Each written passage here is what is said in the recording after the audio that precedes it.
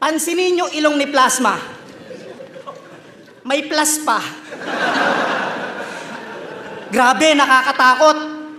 Pag eto nangulangot, buong kamay niya nakapasok. Sobrang laki ng ilong nito. Pag sumigaw ka ng ganto kalapit, may echo. Hindi sa pagmamayabang at hindi rin sa panggagago. Hindi kagandahan yung ilong ko, tol, pero pantao.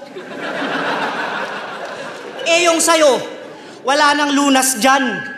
Hindi naman kasi ilong yan plus, prutas yan. Si Kuya Smaglas, pag naka-side view, medyo matangos. Eto, pag naka-side view, hippopotamus.